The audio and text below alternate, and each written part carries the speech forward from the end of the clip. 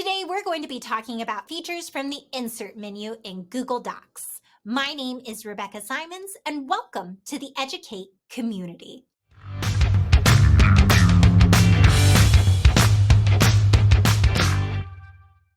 This is part 2 of our 3-part series on Google Docs. Be sure to check out the description below for a timestamped list of all the topics we'll be covering and the links to the other parts of this series. So Google Docs has added several amazing features to the insert menu within the past year or so, and they have breathed new life into Docs, allowing you to make your doc more interactive and increase your productivity. There are so many different ways these features could be applied. I couldn't even begin to cover all of them. So while I am going to share a few application ideas, my primary focus in this series is on letting you know what features are available and how to work with them. So let's get started at the top of the insert menu and work our way down. Let's kick things off with images. Google provides you with a variety of ways to add images to your doc. I want to specifically focus in on the internet image search. When you click on Search the Web, a search window will appear in your right-hand sidebar. You can also access this sidebar by clicking on the Explore icon in the bottom right of your screen. Now, one reason I like using this feature to search for images is that it cuts down on distractions that might occur when I'm switching between tabs. All I have to do is type in a keyword and Google will bring up images for me. To add an image to your document, simply select the image and click Insert. Once your image has been added, you can adjust various settings by clicking on the document. The blue squares allow you to resize the image, while the blue circle allows you to rotate the image. When I selected the image, you might have noticed that the options in the formatting toolbar changed, as well as a pop-up menu appearing. From the toolbar, you have the option to add a border to your image. These 3 icons are going to control the border features. The first one being the ability to change the border color, second, the weight or thickness of the border, and third, the style of the border. The pop-up menu allows you to choose from 5 image positions. Each option controls how the image will interact with the text. I'm going to add some sample text so I can demonstrate a couple of the options. For example, if I were to select wrap text, this would allow me to place my image in the middle of my text, while choosing an option like behind text or in front of text would allow me to move my image independent of the text. To access more advanced image options, click on the photo, then select Image Options from the Formatting toolbar, or click More on the pop-up menu and select All Image Options. I personally like to use images as my document title or document header to add some creativity and liven things up. Here's an example of a title that I designed in Canva and downloaded as a PNG with a transparent background. While I use Canva to design my title, you could just as easily use Google Drawings, Google Slides, or Adobe Express. Next up are tables. Tables are easily one of the features I use most in Docs. They're not only a great way to organize content in your document, but you can also use them to create fill in the blanks, response spaces for your students, or a choice board. Under Table, you'll see 2 sections, the first being Table Templates.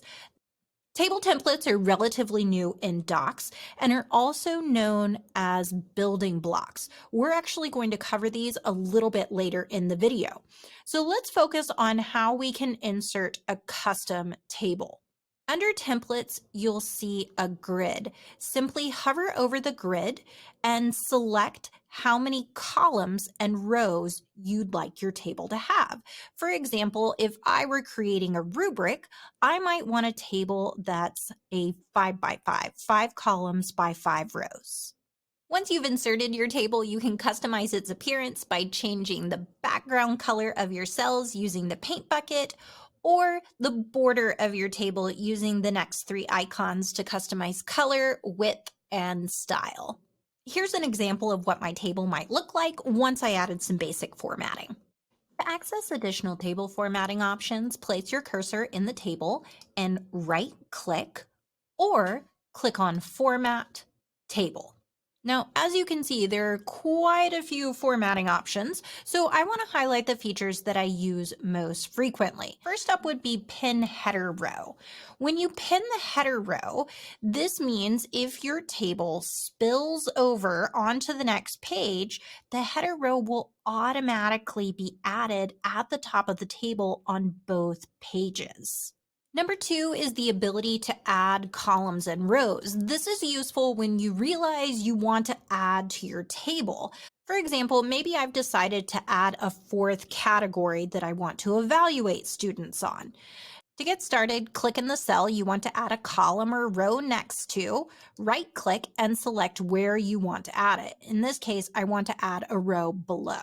Number three, merge cells. This allows you to turn multiple cells into a single cell. For example, maybe I want to add another row to my rubric and turn it into a title.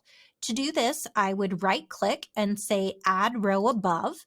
Then I would highlight all of my cells that I want to merge, right-click again, and say Merge Cells.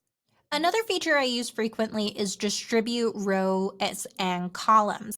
Instead of trying to eyeball if all my rows or columns are even, I simply select the content I want to standardize, right-click, and select Distribute. As you can see, it automatically standardized the spacing for these 4 rows. Now that you've learned the basics of inserting and formatting tables, let me demonstrate a few ways that I like to use them. I love using one-by-one tables when I'm asking students to respond to content in a Google Doc. For example, I might have a question up above, and then I would insert a one-by-one table and say, type your response here. Having students type their responses in this box makes their work stand out from the rest of the document. Another way I like to use tables is to create fill in the blanks. Now, let's say I wanted to fill out this rubric digitally for each student. I could use a table to create a fill in the blank space for student name and class period. Because I'm going to be filling in 2 pieces of information, I'm going to insert 4 cells. 2 of them are going to be for labeling, 2 of them are going to be for filling in. So in the first cell, I'm going to type student name. Then I'm going to skip to the 3rd cell and type class period. Now I'm going to highlight all of the cells and change the border color to white. To make this look more like a blank, I'm going to click to select only the bottom of the 2nd cell, and I'm going to turn it black. I'm going to repeat this process with the last cell. Now I can type in these spaces without messing up the rest of my formatting. Let's move on to drawing. Docs gives you the ability to create an editable drawing that lives within your document. For example, maybe you want to have your students label a diagram of the human eye as part of their science notes. Well, you can do that in Google Docs. Let me show you how. To insert an editable drawing, I'm going to click on Insert, Drawing, New. Using a drawing you've already created will not allow you to edit it within Google Docs. You've got to create it from scratch. Now that I have my blank canvas, I'm going to click on the image icon and insert a diagram of the human eye that I already have saved to my drive. Once I'm happy with how everything looks, I can click Save and Close. Above the image, I might put directions like this. Double-click on the image and insert text boxes to label each part of the eye. So what would it look like on the student end? They would start by double-clicking on the image, then they could click text box and draw a text box next to number 1 and type the word optic nerve. As you can see, when I click Save and Close, all the changes that I made show up in the doc. This feature has all sorts of great applications in the classroom. I personally like to use it to make sticky notes where I can jot down action items and reminders for projects that I'm working on. By clicking in front of text, I can move my sticky note literally anywhere within my document, and all I have to do is double click to make any edits. Next up are charts. Docs provides you with 4 different types of charts to display data visually. However, the real power lies in Docs' ability to connect with Sheets. To use the From Sheets feature, you'll need to already have a chart created in your Google Sheet. I'm going to use the Educate Community course registration as an example. Every time somebody registers through the Google form for a course, the information is stored in this Google Sheet. However, simply looking at my data in a list isn't very meaningful, so this is where charts come in. I created a pie chart to help me see which of my Make and Take courses have been most popular so far in 2023.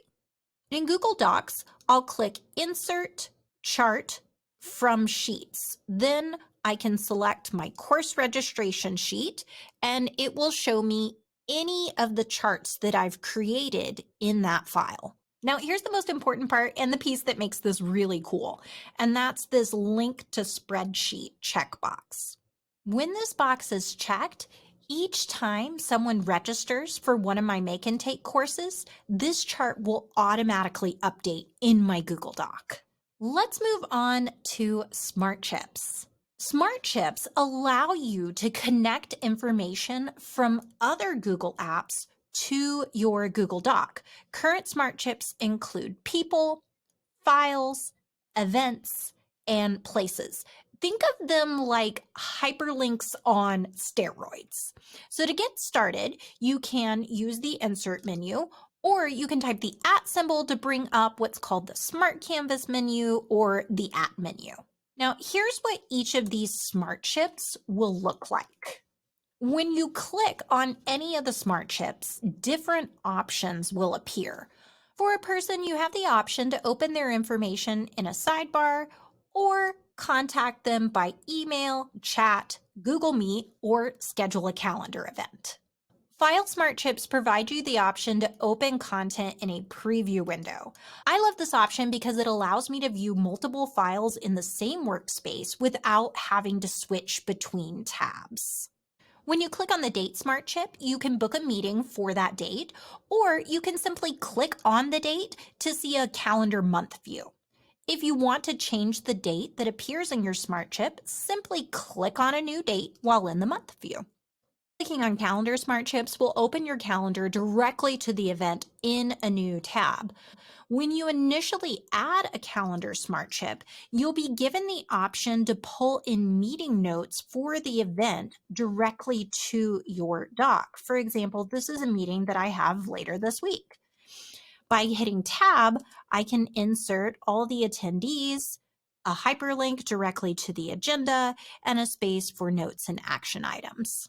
Finally, place smart chips, open the location in Google Maps in a new tab.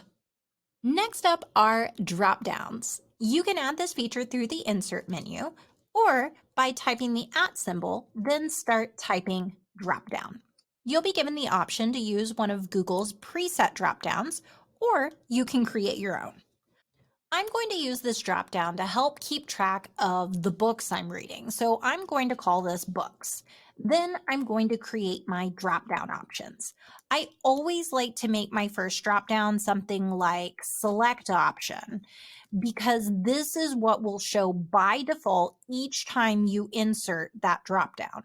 Then I'm going to add To Be Read or TBR, Currently Reading, Finished, and Abandoned. You can rearrange the order your options appear in simply by clicking on these dots and dragging and dropping. You can also customize the color of each option. Once I click Save, this dropdown will be presented as an option the next time I want to insert one. It's only visible in this specific doc, though. It doesn't show up across all of my documents. Here's what this dropdown might look like if I were using it in a table.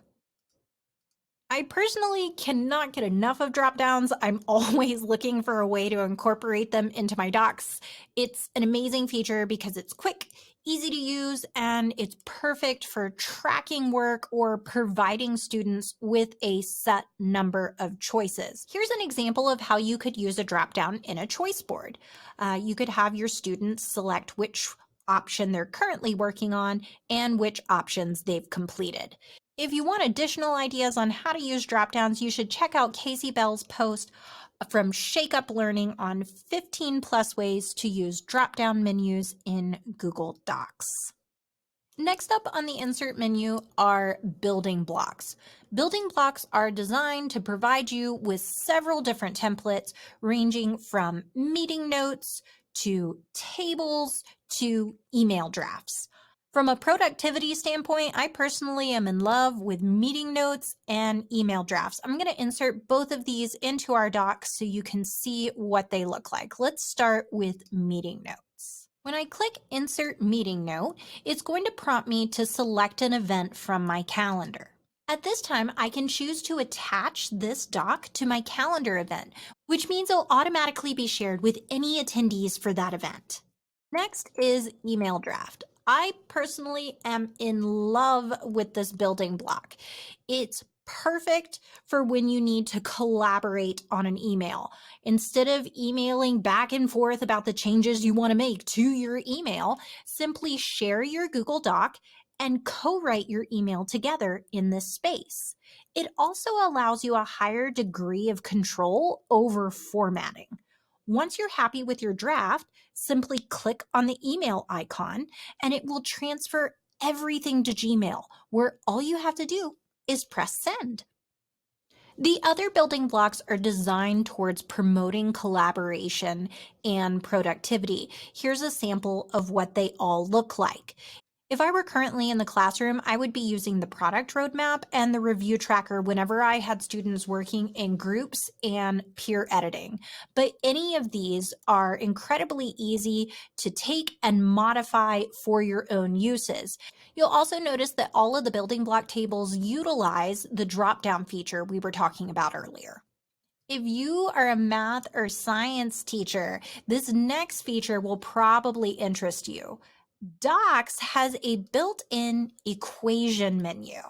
Now, this toolbar simplifies writing math equations in Docs. Not only can this be a useful tool for you as a teacher if you need to write math problems, but it can give your students an opportunity to practice expressing their mathematical thinking digitally. Next up are watermarks. This is a versatile feature that allows you to add images or text to the background of your doc. To get started, you'll click on Insert Watermark. You'll then be presented with the option to add an image or text. Under text, type the text you want to use, such as draft or confidential. Then you can use the customization options to control its appearance and its position on the page. Once added, your watermark will appear on every page of your document. To add a watermark image, begin by selecting the image you want to use. For example, I'm really craving spring right now, so I might search Google for a picture of tulips. Once your image has been added, you can control the scale and whether to fade the image. Click on More Image Options to control additional settings such as the position of the image on the page and color adjustments. Image watermarks are great for adding a school logo or creating a newsletter background by increasing the scale of the image so it fills the entire page. For my image, I chose to increase it to 300%, and you can see that it filled the entire page nicely. Next are headers and footers. Headers and footers are content that you can place at the very top or bottom of your document that will appear on each page of your file. To add a header, you can use the Insert menu, or you can double-click at the very top of your page. Same process for a footer, only you would double-click at the bottom. When you're in your header or footer, you can click Options Format to control your header footer margin or how far away from the edge of the document it appears.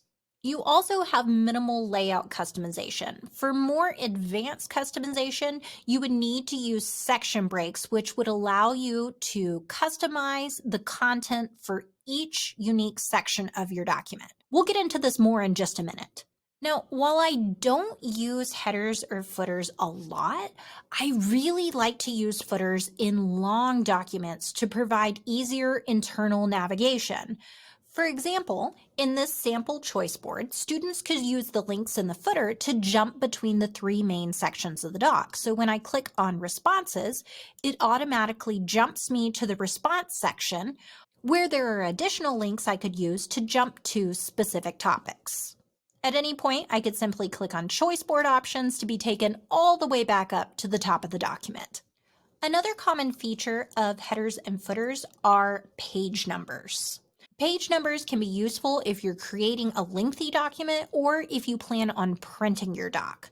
To add page numbers to your doc, click Insert Page Numbers, where you can then choose to add your page numbers to the header or footer. Adding section breaks will allow you to customize numbering for each section of your document. For example, maybe you have an introduction and an appendix that are numbered differently from the main part of your document. The next option under the Insert menu is Break. Here you have the option to add a page break or section breaks. Now, page breaks are used to separate text into different pages. They determine where one page ends and another begins.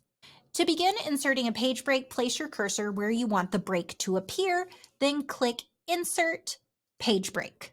Any text after your cursor will automatically start on a new page regardless of the amount of text on the previous page. Section breaks are used to divide a document into distinct sections. Now, what that means is each section can have its own formatting and layout without it affecting the rest of your document. Section break next page is going to add a section break and start the new section on the next page.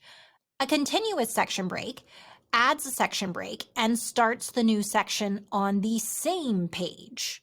Now, when a section break is added, it will start from where you inserted it and it will continue until the next section break or until the end of the document. When I click in the header, you'll see that it simply says header.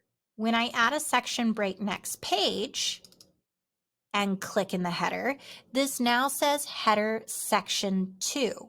Right now, it's linked to the previous section. If I want this header to be different from the first page or from my first section, I need to unclick link to previous. It's then going to delete the information and I can add new information. Because we've only added one section break, we have section 1, section 2, and that's going to run to the end of our document. The same thing can apply for page numbers or for footers. Now, every time I talk about a new feature, I feel like I keep saying it's my favorite, but this one really might be my favorite, and that's the ability to add links to your documents. A link or a hyperlink turns any text or image into a clickable link that will direct the user to another web page or document. Not only is adding them incredibly easy, but they are a game changer for productivity and organization. To add a link, simply select your text or image, then click on the link icon in the formatting toolbar. You can also use the keyboard shortcut Control K, or you can select link under the insert menu. From here, you can either search for a link from your drive or you can copy and paste your link. Anytime you click on a link, it will automatically open that resource for you. Here's an example of how I use this feature currently. Now, there are certain things I only do at certain times of the year. For example, I only set up the Google Level 1 course twice a year. But there are a lot of moving pieces to getting this course up and running. So instead of trying to remember all of this information twice a year and where I stored everything, I create an overview document. In it, it has all the important dates for when I need to do things, and I also link to the location of what I need to do. For example, in January on the 13th, I turned on the registration form. Well, here's the link to take me directly to the registration form. I don't have to remember where it's at in my drive. I then also have all the things I need to do to get the course set up. I have announcements that I already know that I'm going to make. I also use the email draft building block for emails that I know I'm going to send out every semester. When it comes time, all I have to do is click that button and they're ready to send.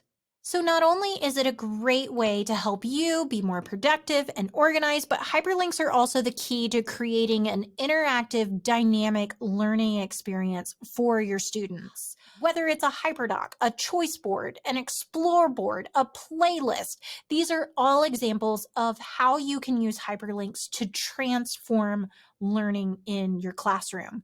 You can also use links for things like providing work samples, scaffolding content with review videos, enrichment for early finishers, and so much more.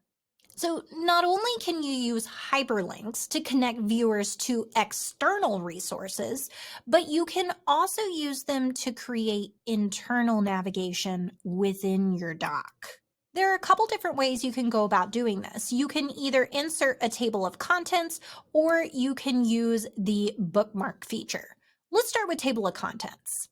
So you'll begin by selecting the type of table of contents you want to add. This one's going to have page numbers out to the side, and this one's just going to have links. Here are what the two different formats look like. Now, Docs is automatically going to generate your table of contents based on the heading styles you use in your document. Now, we're going to cover paragraph styles in more detail in part 3 of this series, but here's a quick overview. To add content to your table of contents, highlight the text you want to appear in it. Then click the Styles drop-down menu and select heading 1, 2, or 3. Once you change the paragraph style of your text, you have to click the refresh button to update your table of contents. Now, while I really like the interactivity of a table of contents, there are times when I want to link to things within my document that don't need to be in a table of contents. For example, in my choice board, my first option is a reading response letter.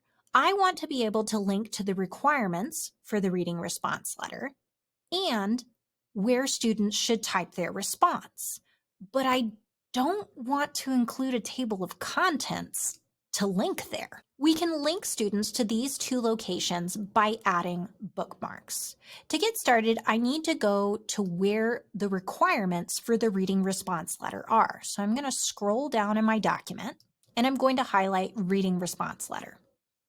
Then under the insert menu, I'm going to click bookmark. You'll be able to see that a blue bookmark has appeared to the left of my text. Now, when I scroll back up to the top, I'm going to highlight the word requirements, and I'm going to press the link icon to insert a link. Now, when I click headings and bookmarks, reading response letter appears as an option. Another benefit of using bookmarks is that you can also copy the bookmark link and share it with others. When a viewer clicks on the link, the document will automatically open to the section that you marked. Thanks for joining the Educate community today for part 2 of our 3-part Google Docs series. I hope the skills you learned in this video will help you to make your documents more interactive and increase your productivity and organization. If you're interested in more tips and tutorials on all things EdTech, be sure to check out our channel. Also, don't forget to like, comment, and subscribe so you'll be notified each time we post new content. See you next time.